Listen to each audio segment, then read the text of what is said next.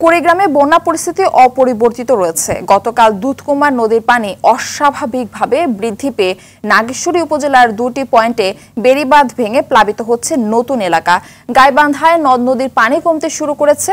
সিরাজগঞ্জে যমুনার পানি কমতে শুরু করলেও দুর্ভোগ বেড়েছে বন্যার্তদের। প্লাবিত এলাকাগুলোতে বাড়ছে খাবার ও বিশুদ্ধ পানির সংকট। টাঙ্গাইলের কালীহাতির হাতিয়া এলাকায় বাঁধ ভেঙে প্লাবিত হচ্ছে বিস্তীর্ণ এলাকা। বন্যায় ভেসে গেছে পুকুরের মাছ। জামালপুরে বন্যার পানি ছড়িয়ে পড়েছে বিভিন্ন উপজেলায়। জেলার বিভিন্ন উপজেলার পানিবন্দী প্রায় 1.5 লাখ মানুষ। বন্যায় তলিয়ে গেছে বসতভিটা, হাটবাজার, শিক্ষা প্রতিষ্ঠান, জমি, মাছের ঘের সহ 9,000 হেক্টর ফসলি জমি।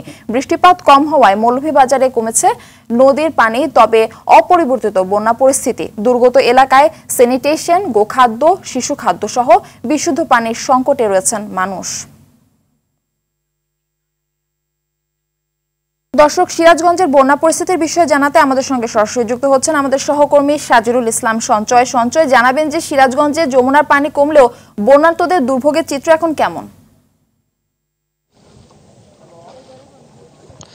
আপনি যেমনটি বলছিলেন, আজকে বেশ কয়েকদিন পরে কিন্তু সিরাজগঞ্জ পয়েন্টে যমুনা নদীর পানি 1 সেন্টিমিটার কমে এই মুহূর্তে বিপদসীমা 60 সেন্টিমিটার উপর দিয়ে প্রবাহিত হচ্ছে।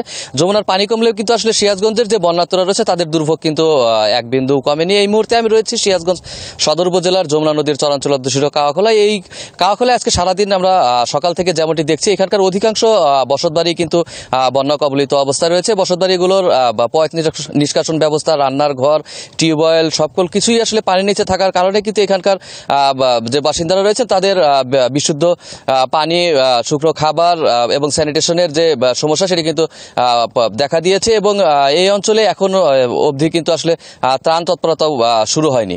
তো আসলে এই মুহূর্তে সিরাজগঞ্জের প্রায় 95,000 মানুষ কিন্তু বন্যা কবলিত অবস্থায় রয়েছেন। প্রায় 6,500 হেক্টর ফসলি জমির ফসল যমুনা নদীর পানিতে তলিয়ে রয়েছে।